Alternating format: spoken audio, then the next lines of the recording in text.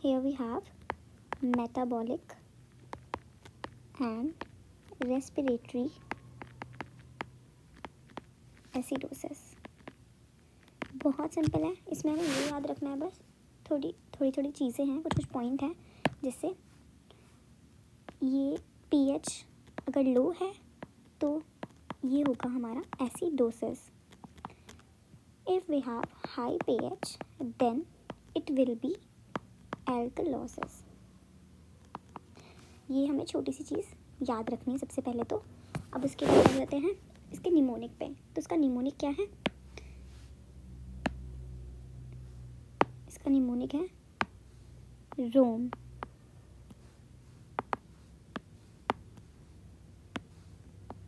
इसका निमोनिक है रोम. कैसे? रेस्पिरेटरी अपोजिट, और ये एमी मेटाबॉलिक इक्वल.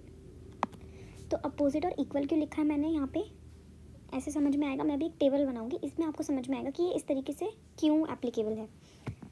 तो सबसे पहले अगर हमारे पास pH है जो कि लो है एंड CO2 है वो भी लो है, तो ये क्या होगा? सबसे पहले तो ये मैंने आपको क्या बताया था कि pH अगर लो है, एरो नीचे की तरफ है, तो इट विल बी एसिडोसिस. तो pH हमारा यहाँ क्या है? लो. तो ये एसिडोसिस होगा. अब बात ये है कि ये एसिडोसिस तो है, लेकिन कौन सा एसिडोसिस होगा? मेटाबॉलिक और रेस्पिरेटरी. तो वो हमें इस निमोनिक के थ्रू पता चलेगा, जो कि है मेटाबॉलिक इक्वल. लाइक इक्वल यहाँ से मतलब है इक्वल का ये जो एरोज़ हैं ये इक्वल है, मतलब दोनों ही नीचे हैं. That means it is metabolic acidosis.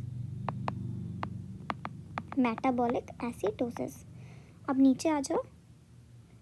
नीचे pH अगर हमें ऊपर दिया हुआ है, लाइक pH हमारे पास हाई है and CO2 is also high we have, तो देन इट विल बी, सबसे पहले इस वाले टेबल पे देखेंगे जो रेड से लिखा हुआ है, pH हाई है तो एल्कलोसिस है. तो pH हाई है, एल्कलोसिस हो गया.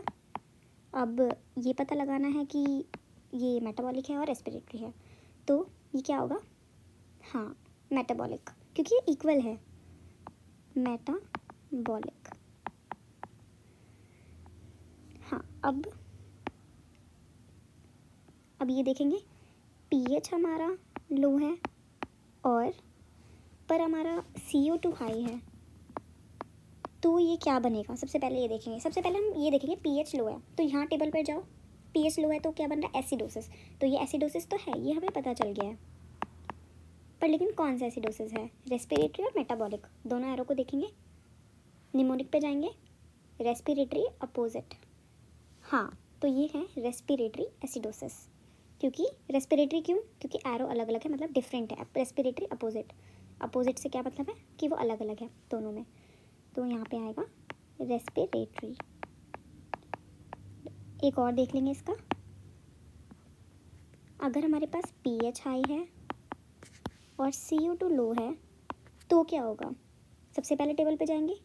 pH हाई है, एल्कलोसिस. pH हाई है तो एल्कलोसिस. कौन सा है? Respiratory, because we have opposite signs. Respiratory. तो ये था इसका निमोनिक.